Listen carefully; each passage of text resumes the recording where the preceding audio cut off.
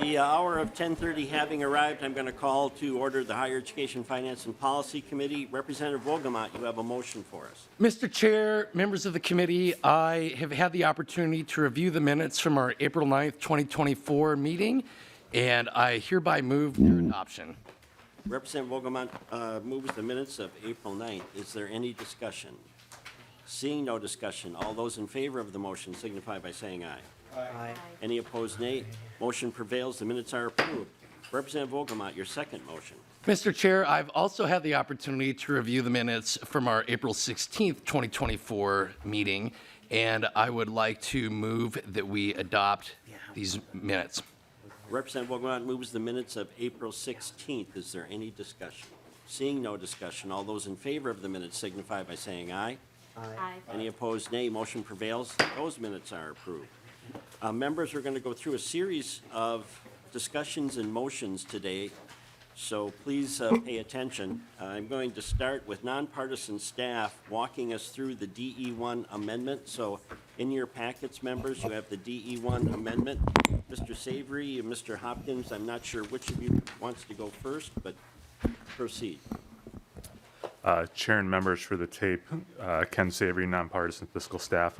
I'll be walking you through the spreadsheet that was included in members' packets. It has a timestamp in the upper right-hand corner of 9:56 a.m. on the 15th of April, 2024. There's a handful of items for the Office of Higher Education. You'll see on line 7, the committee reviewed earlier the governor's proposal to cancel the ALS research grant and then reappropriate that in FY24. The language contained in the DE is slightly different than what was introduced in the governor's bill, but accomplishes the exact same intent. So from a financial standpoint, on line 7, you'll see the cancellation of the ALS research grant FY24, so a negative $19,604,000. This is a reduction to an appropriation that was made in a previous finance bill in in 2022. And you'll see the exact same amount on line 8, $19,604,000 being reappropriated for the same purpose in FY 2024. Moving on further, there are 2 items that net to zero also. Line 9 is a reduction to the North Star Promise program of $5,040,000 happening one time. And then line 10 is an increase of the same amount to the Fostering Independence Grant program of $5,040,000. Both of those increases and decreases occur once in FY25. Line 15, you'll see the $500,000 that is appropriated to the Head Start centers on college campuses. This is the bill that the committee heard previously, and that appropriation will go to Minnesota State as a one-time basis. And then in terms of the general fund impact, you'll see on line 35, the total net general fund impact of the DE is $500,000 from the general fund, which is the identical amount as proposed by the Ways and Means Committee via the budget resolution. Flipping over, there's a one item on the back. This is a non-general fund item. This is the language related to the governor's proposal for the multiple revisions of licensure and registration applications. This is line 39 of the spreadsheet, and it tracks to the special revenue fund as increased revenue. You'll see that increased revenue starting in FY25. It's $21,000 each fiscal year, and that extends into the tail. So $42,000 will detract for FY26 and 27. And Chair and members, that concludes the spreadsheet. Members, Mr. Savory pointed out that we had a target of 500,000. The motion will be to re-refer this bill to Ways and Means. We have met the target. We have not exceeded the target. So is there any discussion to the spreadsheet? Representative Rare. Thank you, Mr. Chair. Just a really quick question. So on line 39, I remember clearly what this was for. It's out-of-state colleges that are causing OHE a lot of headache, basically, that they're having multiple revisions. And their thought process behind that was so that they would have less of those. And so my concern is that we've got this 21,000 continuing when the intent of it is to actually reduce the behavior and thus reduce the fees. And I'm just wondering if that's, an accurate way to look at it. Like, how far out into the tails are we expecting? I think we'll have someone from the department come down and answer that. Welcome to the committee, and please identify yourself for the record. Thank you, Mr. Chair. For the record, my name is Nikki Oliver, Director of Government Relations and Community Engagement for the Office of Higher Education. Chair, Representative Rarick, my understanding, and this is more kind of maybe an MMB situation, is we have to estimate what the potential revenue that would be, and it's estimated based on the number of institutions that have had this problem. It doesn't mean that we'll bring in every year that amount of funding. It is meant to be a deterrent for institutions kind of constantly needing revisions on applications. So we had to have a projected estimate of what type of revenue that would bring in. That answers your question. Representative Rare. Thank you, Mr. Chair. So this is a special revenue fund. Where would the expenditures go? Director Oliver. Thank you, Mr. Chair. Representative Rarick, I'm hoping I can answer your question. All of the fees go to the Licensing and Registration Department to do the work that they have to do. And I recall my colleague Andrew mentioning that it is extremely understaffed currently, and they have hired temp staff sometimes, so sometimes that funding goes to that. I think there's specific things in those statutes that talk about where the fee revenue and what it's supposed to be used for, and I don't have that in front of me right now, but I can follow up and provide you that. Representative Rare. Thank you, Mr. Chair. Well, I would just hope that we don't rely on that, because the whole point of doing this is so that people would stop this behavior. So I understand maybe a one-time and then kind of trailing off, but I hope we're not depending on this revenue for anything in particular, because I hope he's not going to be there. I hope the behavior changes. So I just wanted to point that out and get a little more clarity. Thank you, Mr. Chair. Director Oliver, you're ready to stop that misbehavior? We'll You don't try. need to answer that, Director Oliver. That's fine. Any further questions to Representative Robbins? Thank you, Mr. Chair. And I just have a question about the transfer of money from the North Star Promise Program to the Fostering Independence Grant Program, which I strongly support, and I'm glad to see this. When I offered a similar amendment on the floor, my understanding was there was a lot more money available. And I don't have my notes from the floor argument with me, but I thought there was 117 million in the North Star Promise Program, and that the ongoing requirement of the program was like 49 million. Could you clarify that for me? Mr. Savory. Chair and members, current law dictates that the North Star Promise would receive 117 million, roughly, dollars in FY25 to be transferred to a special revenue fund account for the purposes of the program going forward. Then in additional years, starting in FY26, North Star would receive $49.5 million in both 26 and 27 for the same transfer purpose to be put into that account. I believe your amendment changed the dollars in perpetuity, whereas this is a one-time change. So I think that is kind of the difference between your proposal and then the chair's proposal. Representative Robbins. Thank you, Mr. Chair. And what was the shortfall in the Fostering Independence grants? Does this 5 million cover that? Mr. Savory. Chair and members, my understanding, based this number having been communicated by the Office of Higher Education, this would fulfill the need in FY25. Representative Robbins, we met with the department several times and also with the Senate to make sure we had an accurate number. Thank you, Mr. Chair. Well, I'm glad to see it's covered, but I hope because there is that extra sort of 70 million in the North Star Promise Program, that if there's a shortfall next year, we will revisit this, because I really think that's a good use of that money. Thank you, Mr. Chair. Further questions on the spreadsheet?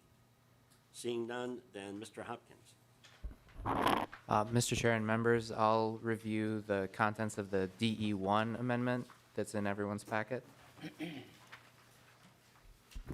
Section 1, this comes from House File 355, which the committee heard last year. And this affects the Higher Education Facilities Authority, which provides nonprofit private post-secondary institutions with conduit financing for capital projects. This increases the total value of outstanding bonds that the authority can issue from 1.3 billion to 2 billion. And the authority receives no state funding, and the bonds it issues do not constitute a debt of the state. Sections 2 to 4 come from House File 5299.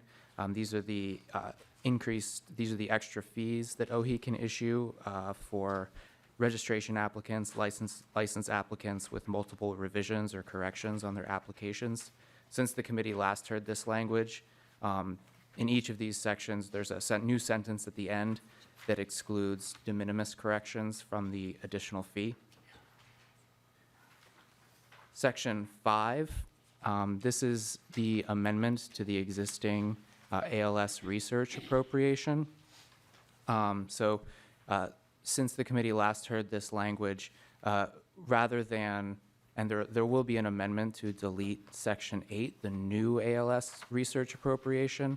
The way that Section 5 has been changed just extends the availability of the funds to June 30th, 2029, and makes all the changes that were originally in 5299 without requiring that additional Section 8 appropriation. So that will be deleted in a coming amendment. But Section 5 is that change to the existing appropriation for ALS research. Sections 6 and 7 shift that $5.04 million from the North Star Promise Program to the Fostering Independence Higher Education Grant Program. Section 8 is the extra appropriation for ALS that's going to be deleted in a forthcoming amendment. And finally, Section 9, this is from House File 3887, as amended by committee. And this is the $500,000 appropriation to Minnesota State for the Kids on Campus initiative. Members, questions to the DE one? Representative Robbins. Thank you, Mr. Chair.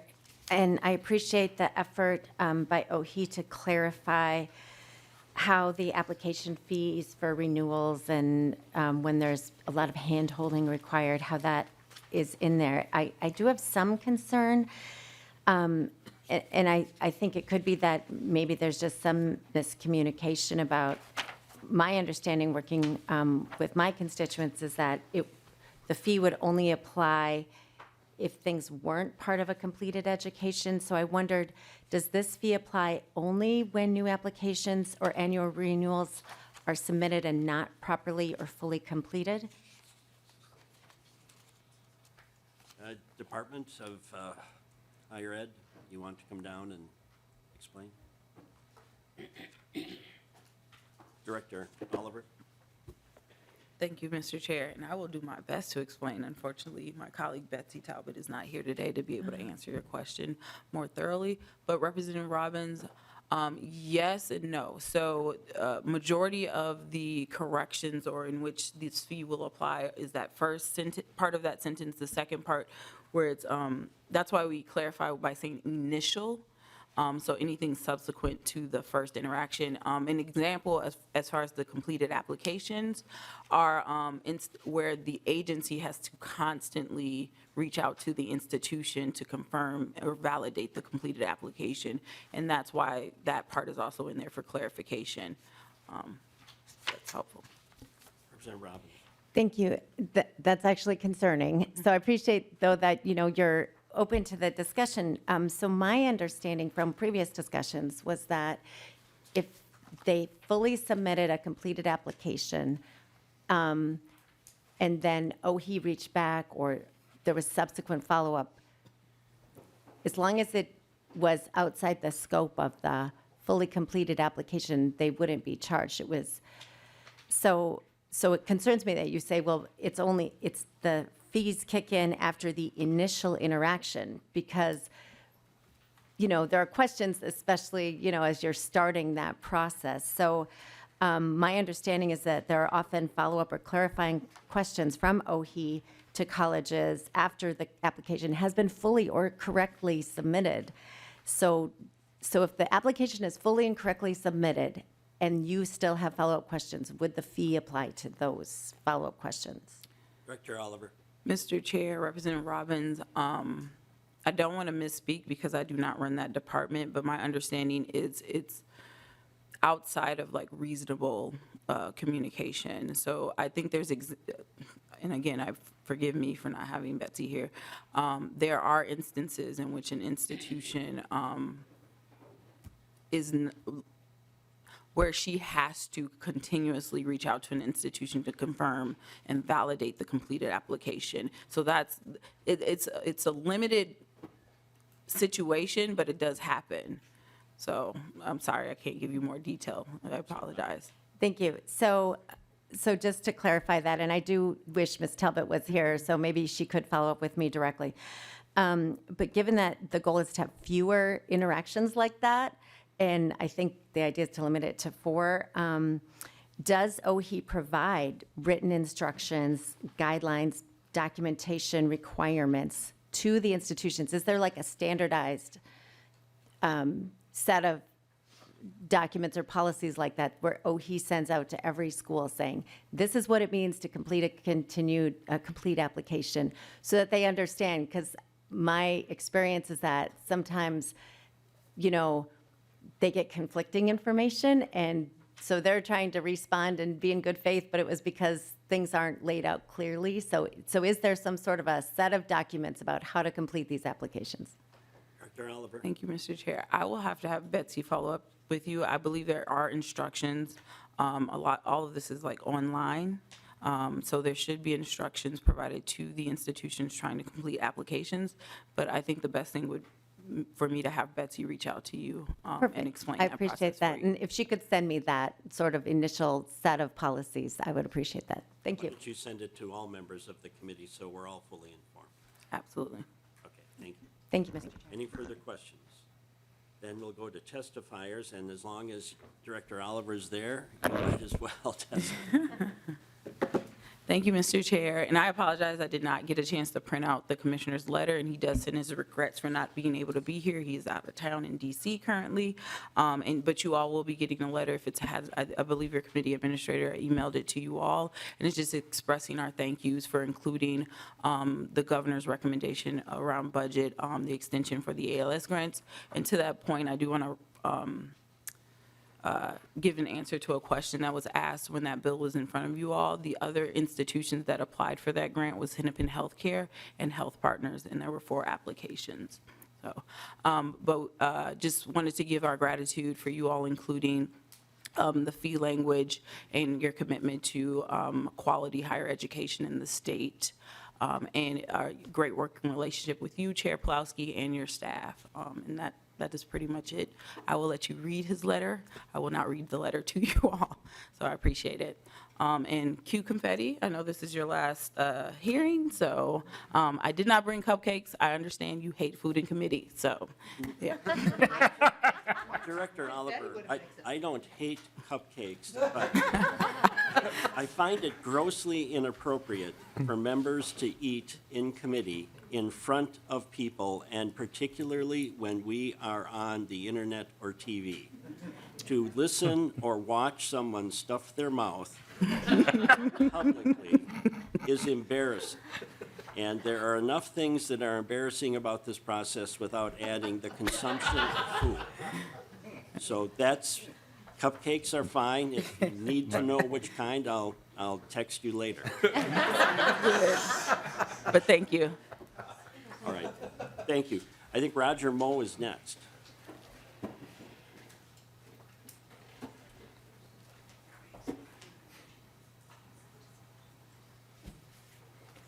Welcome to the committee, and please identify yourself for the record. Thank you, Chair Pelowski, members of the Higher Education Committee. My name is Roger Moe, and I am Chair of the Board of Trustees for the Minnesota State College and University System. And like you, Mr. Chairman, I'm on the last couple of months of that chairmanship, and I am so happy that my 2 years as chair overlapped the last couple of years with all of you.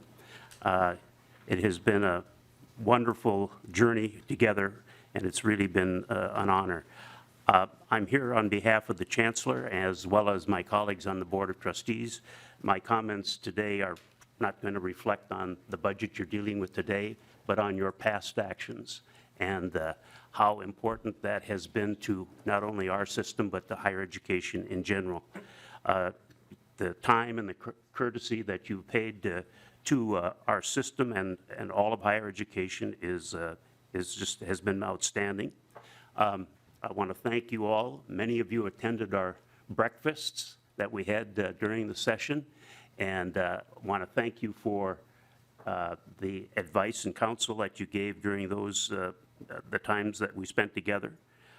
The budget that you passed last year, again, I have to say thank you. Enrollment is up this semester for the first time in 10 years.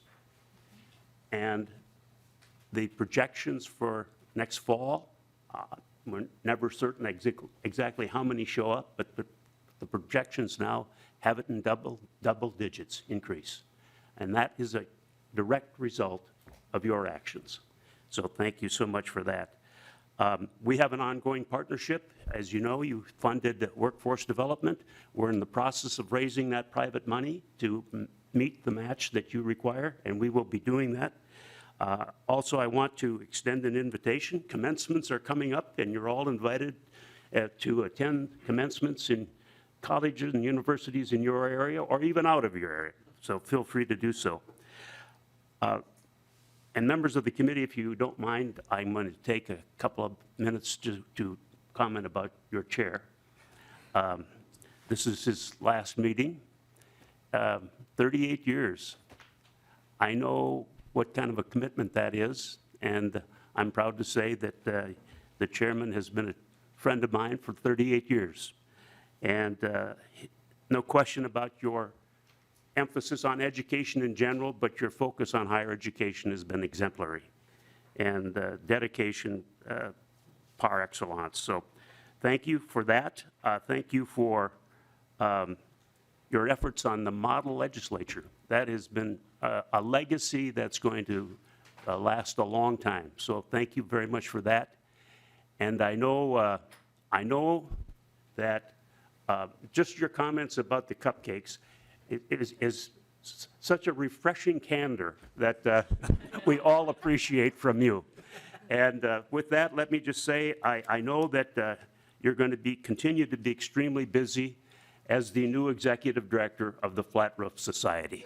So, Anti-flat roofs. Make sure we get that right.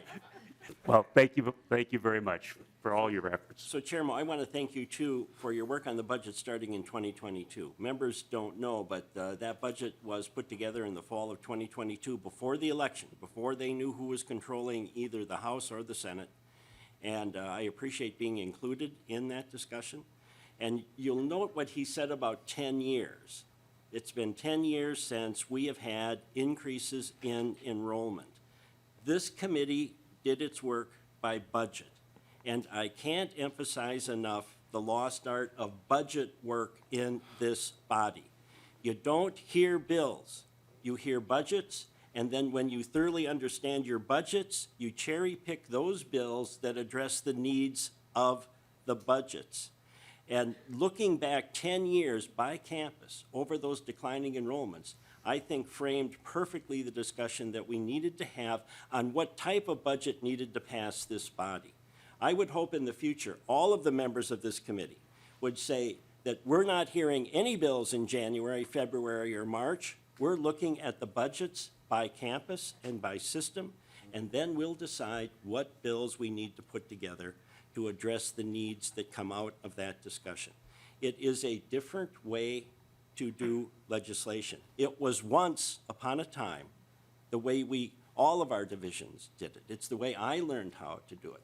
I have to thank Lyndon Carlson, and if he were here, he'd go on a much longer speech than I would on how that was done. But the result is what is important. And when you fully understand the budgets, you can craft legislation that will stand the test of time. So I can't thank you enough, Chair Moe, for what's happened with Min State. And I want to make one comment about the model legislature. With the assistance of the Min State system, Metro State University will have a model legislature very similar to the one in Winona starting in December. We also are looking forward to one starting not this year, but perhaps next year at St. Cloud. And we're even looking at one starting in Mankato. Now, these are model legislatures, not mock legislatures. We're the mock one. They're the mock. And these are all nonpartisan. So we teach students public service. We teach them how to amend in committee, how to debate in committee, how to make sure they understand the process with our legislation. And they have their own House and Senate and governor. And this is the way civics should be taught, hands-on, using our material so they fully understand it, and not in a partisan way. So I can't thank you enough for helping promoting the one at Metro, and I'm looking forward to seeing that in December, and hopefully soon the one in St. Cloud and the other one at Mankato. So thank you very much. I appreciate Again, it. thank you to all of you for the kindnesses you've shown me, and to you, Mr. Chairman, all the best in the future. Thank you. Oh, we have a regent here too. Regent Turner, I think, wants to come up and say a few words. Welcome to the committee, and please identify yourself for the record. Good morning. My name is Regent Mary Turner, and I'm a newbie. I cannot possibly do a better job than what Chairman Moe did, but coming from the perspective of a newly into the higher ed world, for years I have fought the battles on the health, and now getting into higher ed, I can only say that Chairman Pelowski, you have been such a mentor to me in the short time that I've done this, as has of a lot of you. But I want, on behalf of the Board of Regents and the university, I would like to thank you for your 38 years of service. And I take to heart everything that you say about how we should go forward, as far as whatever you just said about the budget and all that kind of stuff. You shall say. It makes sense coming from, as a frontline still working ICU nurse. I believe in seeing to the needs of my patients, and that's what we should be doing, is seeing to the needs of our students and the people of Minnesota and what they need to be able to get a higher education, to be able to if nothing else, fill out all of the work openings that are in all the healthcare fields. And so whatever you guys, what you've been doing to encourage people to get back and get their higher education so that someday I can retire. Because right now, nursing alone will be 34,000 nurses short in 2030, when I'm supposed to retire at the age of 70. And right now, I don't think I can do that. So anything you guys can do to get people back into school and get higher ed is much appreciated. Thank you. And thank you. And Regent Turner, it's refreshing to see a regent of the University of Minnesota repetitively attending our committee hearings and then also visiting with our members. Yep. I would hope, and you have not been the only one, but that has been an interesting turnabout with the regents, their activity in committee and with members. And I encourage that in the future, too. I consider it my duty. Thank you. Thank you. With that, members, I'm going to make a series of motions, and there may be discussion, but my first motion is to move that House File, and again, the number 5,209, be re-referred to the Committee on Ways and Means. So that's the motion before the body. I am then going to move the DE1 amendment, which we have already gone through. So discussion to the DE1 amendment we've already had, but if you have further discussion. Seeing none, then all those in favor of the I'm sorry. Oh, I'm sorry. Okay, wait a second. We need to amend the DE. So my next motion would be to move the A2 amendment, and we'll have an explanation of the A2 from nonpartisan. Mr. Chair and members, so this amendment deletes the unnecessary new appropriation for the ALS research money to OHE. All the changes that we need for that money are now just in section 5. So all those in favor of the A2 amendment signify by saying aye. Aye. Any opposed, nay. Motion prevails. A2 is amendment, and then Representative Coulter, you have the A3. Excuse me, the 3A1. Okay, I'm sorry. It's the A1 amendment, is that correct? Yeah. Okay, so Representative Coulter. Thank you, Mr. Chair. And this amends the language that we heard in Tuesday from House File 3887. It does two things. It just adds further clarity around the use of the stipends and then requires a report. on the use of the funds. And that is the extent of the amendment. Discussion to the amendment. Representative, I think Scott was first to raise their hand. So Representative Scott. Thank you, Mr. Chair, and I wanted to thank Representative Clarity for working on an amendment that addresses some of the issues that we discussed 2 days ago. So thank you. Representative Robbins. Thank you, Mr. Chair. Thank you, Representative Coulter, for making some of these changes. I just want to clarify, so on page 7, line 14, you are deleting parenting students and now saying the stipends are going to campuses and Head Start centers. So students are not getting any stipends, is that correct? Representative Coulter. Thank you, Mr. Chair, and thank you, Representative Robbins, for the question. In further discussion with the folks at the National Partnership that have worked on this, what they have sort of traditionally used these stipends for, as is explained in the amendment, is to support the formation of these advisory panels to gather feedback and sort of discuss the specific needs of what these partnerships might entail.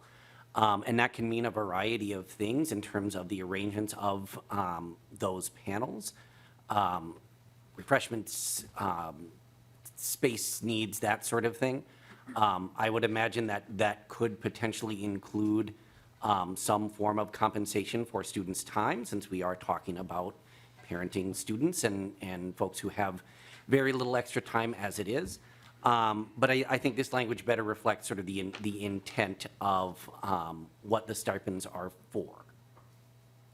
Representative Robbins. Thank you. I appreciate that because I do think it was not clear the other day. I think the testifier herself thought maybe she was getting help with childcare, and that is not what this does. And I just have to say, I'm very disappointed to see the committee spending our target on this. Campuses clearly already have formed partnerships with Head Start.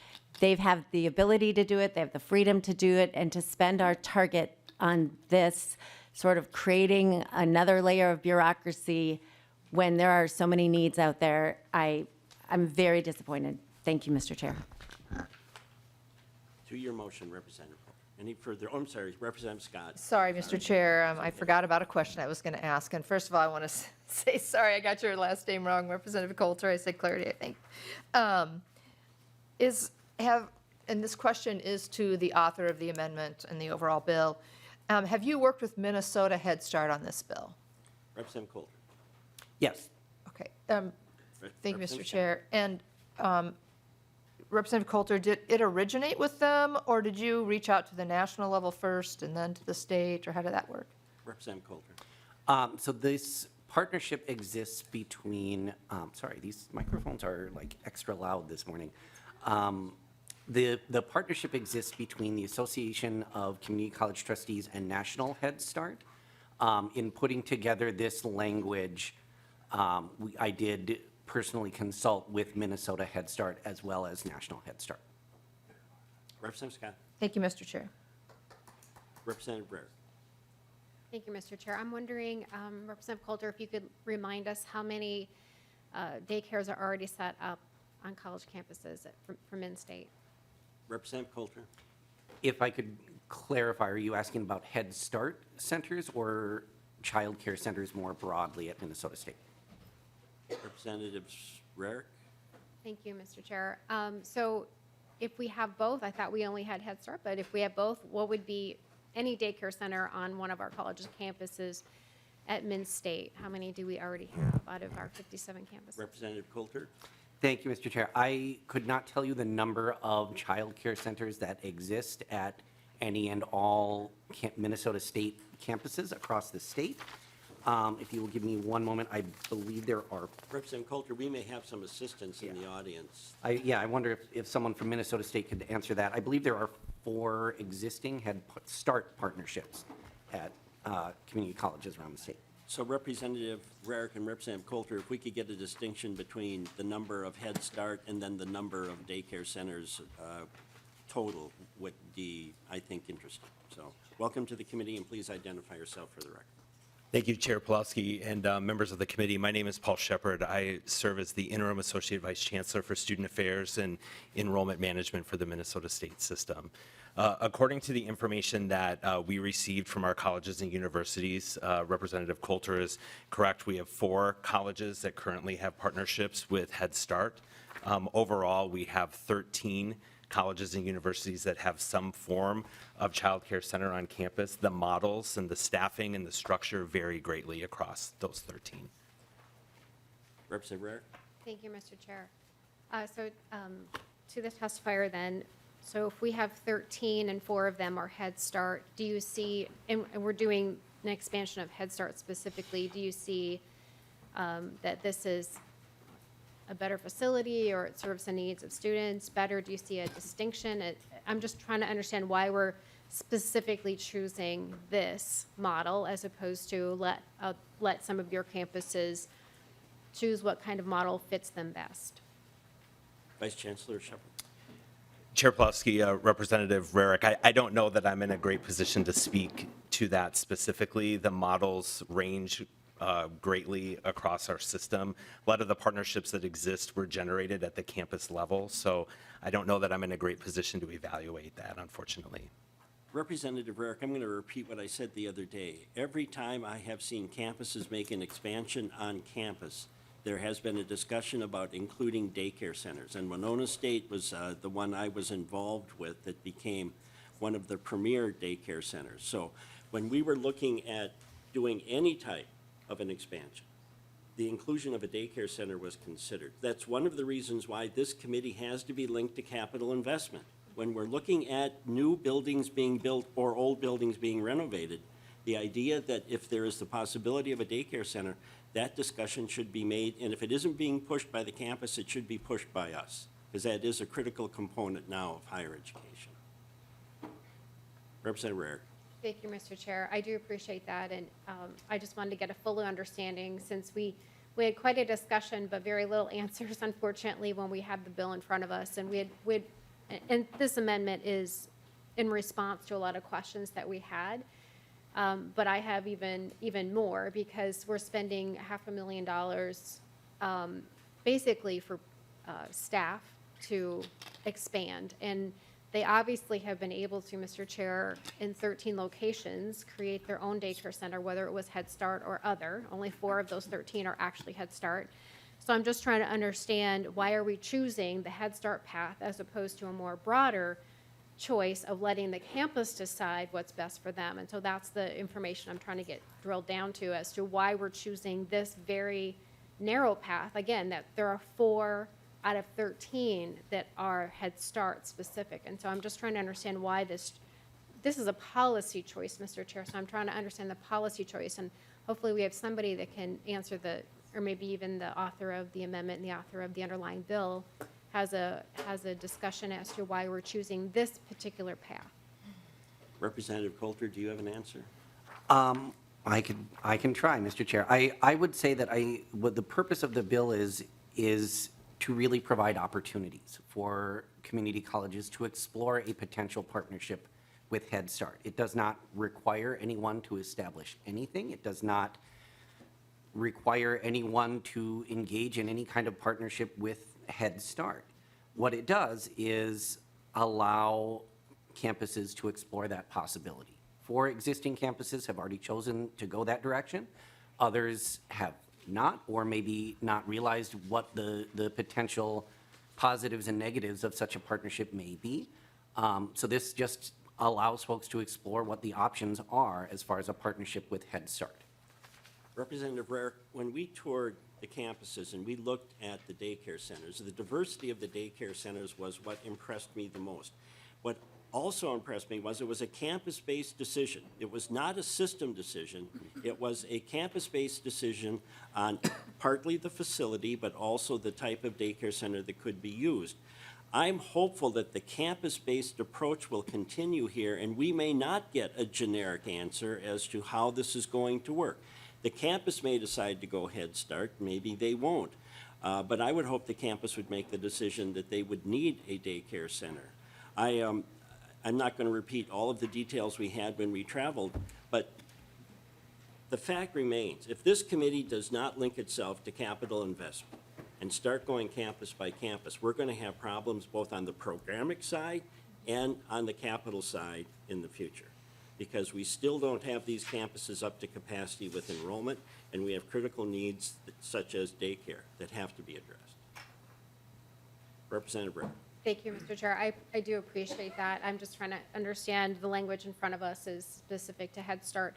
And I know when we started this discussion, we weren't even sure if it was early Head Start that was included or Head Start, the old, so Head Start in and of itself is 4 and 5 year olds. Early Head Start is 0 to 3. And so we've had a lot of conversation around this, more questions than answers. And I feel like, again, now we're kind of more questions than answers.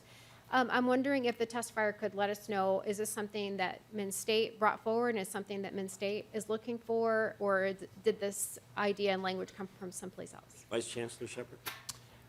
Chair Pelowski, Representative Rarick, this is an existing, to my understanding, partnership. So this was something that we were aware of.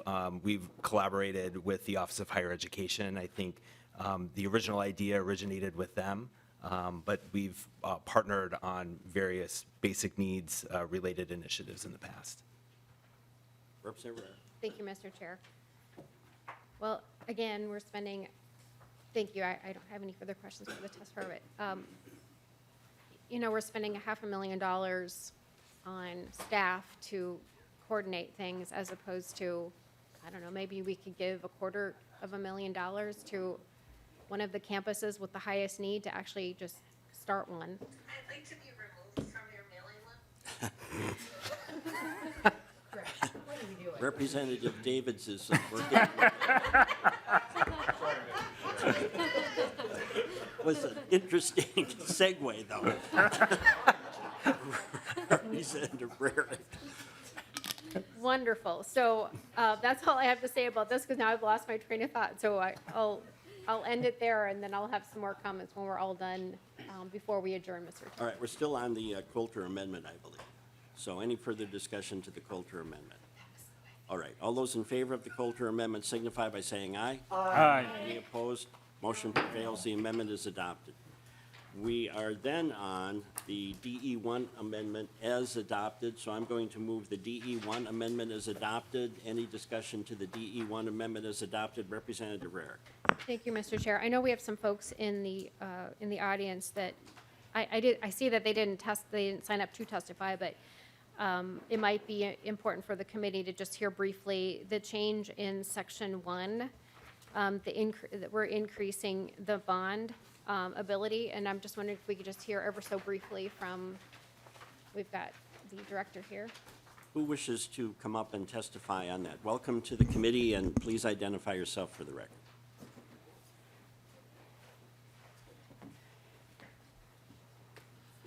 Thank you, Mr. Chair, members of the committee. My name is Barry Fick. I'm the Executive Director of the Minnesota Higher Education Facilities Authority. As was mentioned earlier in the session, we are a state agency that receives no state support. We are fully self-funded, and the bonds that we issue are not in any way, shape, or form an obligation of the state of Minnesota. Due to the success of our efforts and our ability to get low-cost tax-exempt financing for our borrowers, we are requesting an increase in our total capacity of outstanding debt from $1.3 billion to $2 billion. That's because we have, as I mentioned, the success we have had puts us very close to our current limit, and if we have, which we do have additional requests from colleges for capital projects to enhance their education delivery and student life experiences on campus, we will need to have an expansion of our ability to fund those, and this is strictly only for higher education projects at private colleges within the state of Minnesota.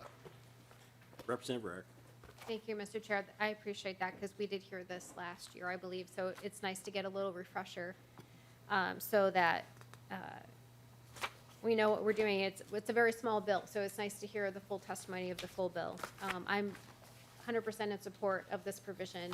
I think that this is a great way to support our private colleges with no state money. So I'm very supportive of this part of the bill. Thank you, Mr. Chair.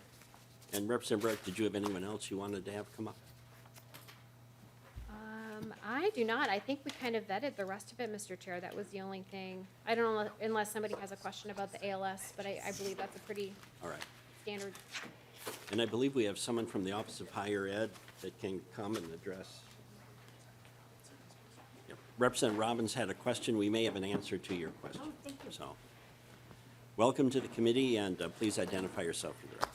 Thank you, Chair Pelowski. My name is Betsy Talbot. I'm the Manager of Institutional Registration and Licensing for the Minnesota Office of Higher Education, which is just a fancy way of saying that I authorize the colleges in the state. All right. And can you address the concern that Representative Robbins? Oh, I'm sorry, Representative Robbins. Thank you, Mr. Chair. Thank you. I'll just restate the questions that you weren't here. So my concern is about how these renewal fees are going to be applied. So I've been in different conversations with different testifiers over the last couple weeks. So does the fee apply only to situations where new applications or renewals are submitted that are not properly submitted or are not complete? Or if, so to phrase it another way, if someone sends in a fully completed, complete application, but you have follow-up questions, could they get dinged and have to pay the fee for that? Manager Talbot. Chair Pelowski, Representative Robbins, it depends. That's why it's kind of a combination of both. So partly it is designed to deal with institutions who, I like to say, violate the 80-20 rule. So you have 20% of the institutions who take up 80% of your time. So we do have some issues with institutions who ask the same question many, many times, just trying to get a different answer, which does take quite a bit amount of time of our staff. Or when we have issues with institutions with lack of administrative capability, which is one of the standards. And so this is when an institution doesn't understand the questions that they're being asked that we would typically expect an institution of this caliber to understand. And so allowing us to track those types of administrative issues help, and then applying these fees is a method for us to be able to track those types of administrative capability issues that put an institution at risk for closure or the inability to carry out their academic programs successfully. So it's really not designed to be punitive to institutions. It's designed to be an interim measure for institutions who are lacking that capability, lacking the ability to complete their application in time, or the lack of ability to follow instructions or work with our staff after they receive a lot of one-on-one time. We do have staff that really, like we do conference calls and we really try to work with these institutions, but then it becomes, when is it a them problem and not a problem of all of our other institutions where they would like us to process their application in a timely fashion. Representative Robbins. Thank you. That is really helpful. So just a quick follow-up. So it seems like, based on how you described it, maybe a lot of the problems are more with initial applications than renewals. Do you see a differential there? Because if people have been renewing for years and years, I'm assuming it's a different set of issues maybe, or do you not notice a difference? Manager Talbot. Representative, Chair Pelowski, Representative Robbins, it really depends on the institution. We do have institutions, as many of you know, are lacking resources, and they are looking for ways to cut staff. It's one of the red flags of a potential school closure, and they stop properly sourcing and funding and resourcing their compliance departments, which includes state authorization. So there are times where we have had years of ongoing relationships with an institution and all of a sudden they have these problems. That's normal in the first couple of years of having a new staff person. But how do we handle situations with an established institution that year after year they have a new individual in the state compliance department, and every year we have to spend hours and hours and hours training their state compliance individuals because they are not properly resourcing their staff, which again, in turn, penalizes our institutions who do have their application materials in correctly in a timely basis, follow instructions, and they're waiting to have their applications reviewed while we handle these institutions that are not properly resourcing this requirement. Representative Robbins. Thank you. Well, I really appreciate that. And one of the things I had asked previously was, is there a body of sort of instructions or policy guides that you hand out for the initial application and for the renewal process so that there's a standard set of expectations? And if they get through all that, they're pretty in the clear. And if there is such a body of documents, could you send that to me? Manager Talbert. Chair Pelowski, Representative Robbins, it sort of. When we have one program that really is lacking that documentation of any kind. What we do have is an administrative assistant who thankfully is willing and able at this time, again, it's a resource issue, to walk people through these questions and application materials. For specific portions of the application for that program that are very problematic, I have written kind of little guides for those, like bonds. Institutions like to get bonds filled out incorrectly all the time. For the other one, we have an online database application system called MinSAS, and the developers created guides on how to use that system, which also goes through the application materials. It doesn't necessarily explain like what's required, but how to do it. And then we tried to plain language the questions as much as possible. And then if they do fill it out wrong, it's super nice because if they have a question, there's a feedback box right underneath it, and then we can just submit the feedback directly for that specific issue. And so we would love to have more detailed guides on our requirements, but staffing and resourcing has always been an issue for that. It would be really great because then we could, it's like when you have to put a lot of labor in up front to save you labor in the end, and we don't even have enough resources to do that. Representative Robbins. Thank you, Mr. Chair. I'm almost done. That's super helpful. So, for example, in that little feedback box you talked about, would that count as one of those 4 interactions, or is that just part of submitting a completed application? Manager Talbert. That's why we tried to put the word initial in. So if we are like, look, this, like you uploaded your organizational chart, but you didn't upload your organizational chart with who is in those roles. That's just typical feedback and back and forth. Where the fee is intended is on the 3rd time of me asking for that in the same feedback box. This is really when we're going to start tracking you and communicating with you that, we're trying to work with you, work with us help you situation. And so yes, we really consider the normal back and forth, just the normal communication about applications. And now we don't have to send long letters and have weeks of delays while they try to match up our letter with their application materials. It's all integrated. And so the hope is that's supposed to streamline it. And if we're supposed to find a trigger maybe on the 3rd time, they'll finally be like, I am uploading it, and then we find out we can't see it. So we really have built in these processes to make sure it's not an us problem. Like we watch them try to upload things to see if it's working or not. But we need to have a better system to manage the institutions who have problems. And the problems are not system-based. They're not clarification-based. They are administrative capability issues. Representative Robbins. Last question, I promise, Mr. Chair. So how will you be tracking? Like, when will you be having sort of a system to track it so your staff knows when you get to this point? Like, could you describe how you plan to track these overages, shall we say? Manager Talbert. Chair Pelowski, Representative Robbins, not sure yet. That is one of those. I think that you bring up some really great points about tracking. Thankfully, with the electronic application system, there is a feedback history, and it is retained within the system. And so as the manager, I can actually see every single time one of my staff have had to revert back repeatedly because of the way it date stamps it. And so really it is communicating between the 3 of us, because all of us have a touch point with every application, and communicating as we're having issues. We're past communication issues. And now we need to escalate this file is when we're going to start tracking, and communicating with the institution is that we are going to be tracking this now.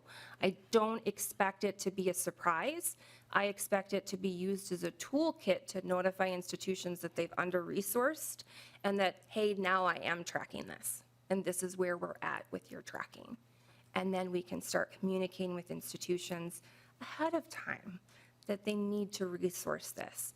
Is that sometimes resourcing is getting private counsel or hiring additional staff, but finding that expertise without asking our office to support that resource gap.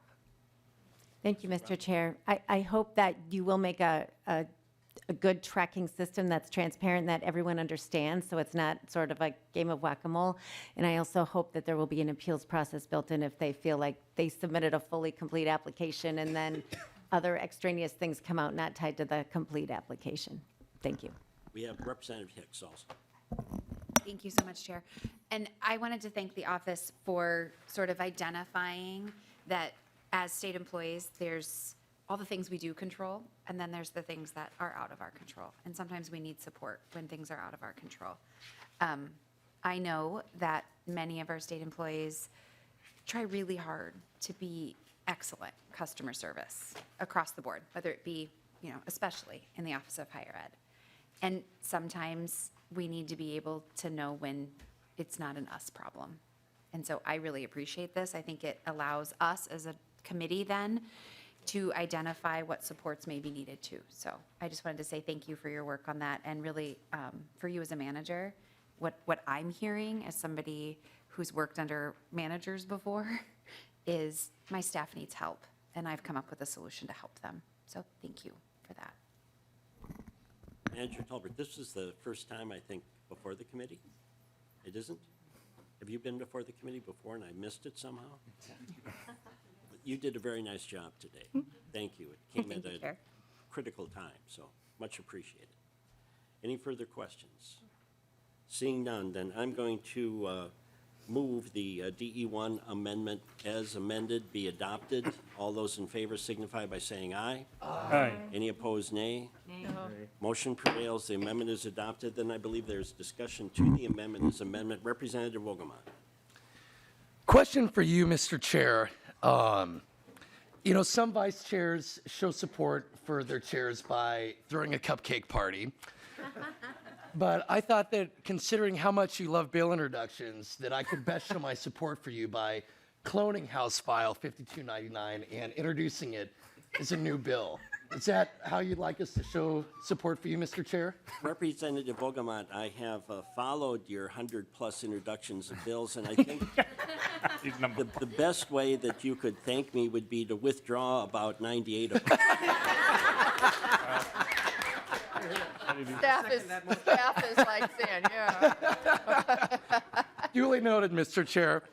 No, all jokes aside, as we come to our final moments of this committee, I want to express my heartfelt gratitude for your leadership in this committee and in your many years of service in the legislature. I'm so grateful to have been able to serve for 4 years now as your vice chair, and I'm grateful for the standards that you have set with the work that we've done in this committee, teaching all of us how to, in your words, grab them by the budgets and don't let go. The work that has come out of that throughout all of your years in the legislature and also in the work that's been done in this committee will have an impact on Minnesota's colleges and universities and workforce for decades to come. And again, I just want to say how lucky we are as the state of Minnesota to have had your service, how fortunate each of us have been to have the opportunity to serve with you. And even though you will be leaving the legislature at the end of this year, the lessons that you have taught us, the standards that you have set, the example that you've shown will be a benefit to Minnesotans, continue to be for decades to come. So thank you, Mr. Chair, and I ask for members' support for the passage of House File 5299 as amended. Thank you, Representative Vogelmont. Representative Higgins. Thank you, Mr. Chair. I'd like to make a few comments after the bill's out of here. All right. Representative Coulter. Thank you, Mr. Chair. I had planned to speak a little bit more to the Kids on Campus initiative piece, but in lieu of that, I would just direct members' attention to an NPR article that came out, that was actually just came out today, citing specific issues around parenting students and referencing this participation in this partnership as an example of ways of addressing that. Really, though, I just want to echo Representative Wolgamott and thank you, Mr. Chair, for your work on a personal level, as the son of someone who taught at a community college for 39 years, and as a first-term member, it means a lot. And I guess I'll just leave it there. Thank you. Any further discussion to Representative Rarick? Just really quickly, a procedural question. So I know we had talked briefly that you were going to try to align this kind of with the Senate, and just wondering if you were able to accomplish that, or are we going to be having a conference? Representative Rarick, the alignment unfortunately failed, so we'll probably have to have a conference committee. I am hopeful it will be brief. So if we could get this done in one conference committee, that might be the possible outcome here. Yes, thank you, Mr. Chair. Sometimes the Senate's difficult to work with. And Representative Rarick, I think you know better than anyone else. So, all right, any further discussion to the motion to adopt the amendment? No, we've adopted the amendment, so my next motion would be to move that House File 5,299 please say it hard. be re-referred to the Ways and Means Committee, and any discussion to that motion? Steve- Mr. Chair, Representative Noor. I'm assuming it says amended. I said as amended, I believe, didn't I, or didn't I? You did. No, I didn't. Then as amended, thank you. So as amended, be re-referred to Ways and Means. All those in favor signify by saying aye. Aye. Any opposed, nay. Motion prevails. The amendment, or the bill as amended, is on its way. So there was Representative David, you wanted to say something. Yes, Mr. Chair, thank you, and if anyone wants to get off my mailing list, just let me know. I'll be the first one. 32 years here, first term on higher ed, and Mr. Chair, you did not disappoint. I would certainly like to thank, well, first of all, I want to back up just a little bit. Thank Roger Moe, Senator, or whatever you are today.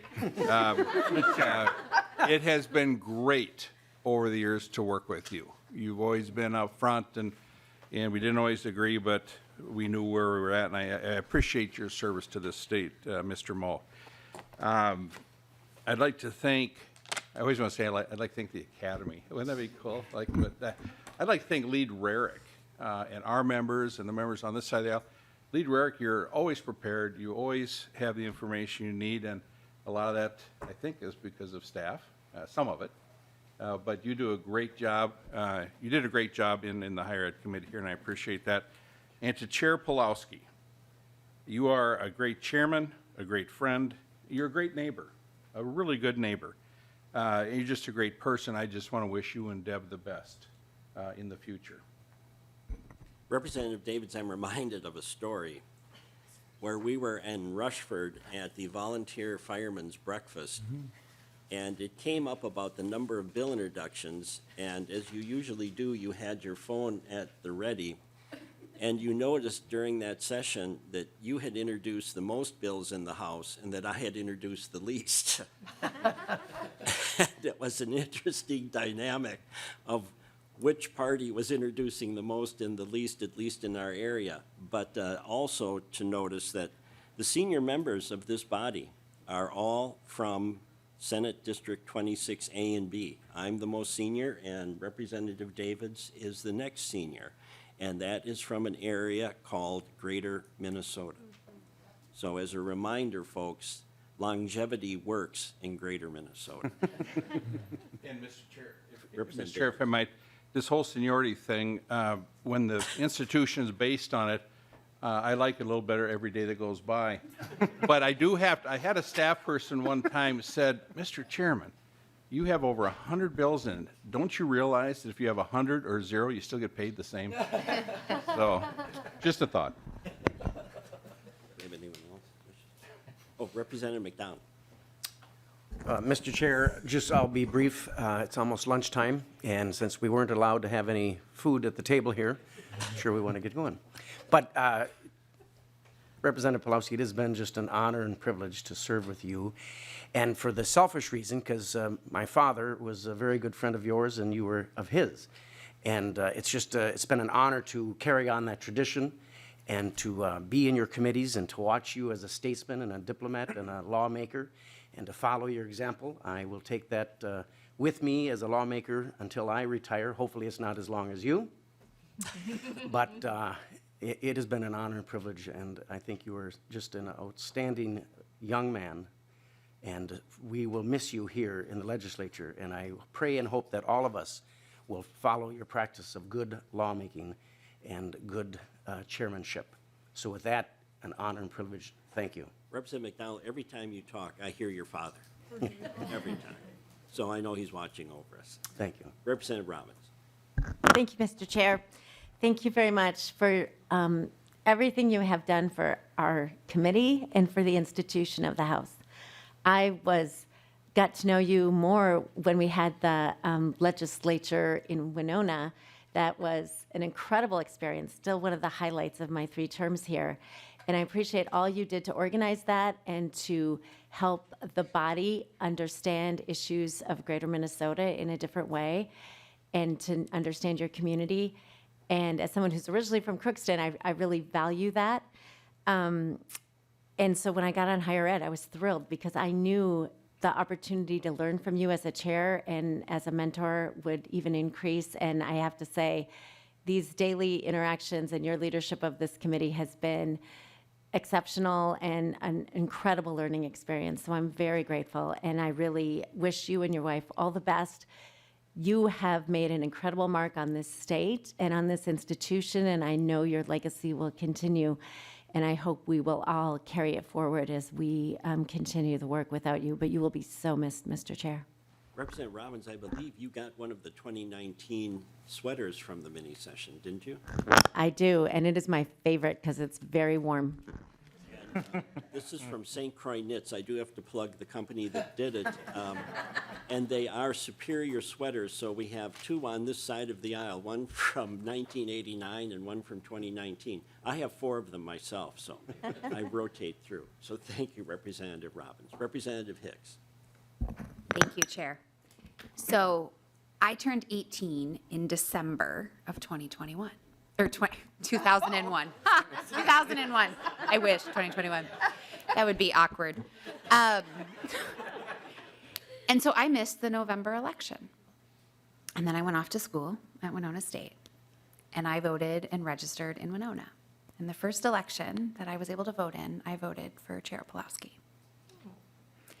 And so today, it is bittersweet to see you retire. And like a good Greater Minnesota hostess, I do have cupcakes. So we will do that when we're done. But I appreciate your leadership here, and I appreciate the impact you've made on Minnesota, but specifically southeastern Minnesota. No, thank you. Thank you. Representative Rarick. Thank you, Mr. Chair. So before I gush about you, I do want to recognize Regent Farnsworth. And I don't know how many committee hearings, every time I look up, Regent Farnsworth was there.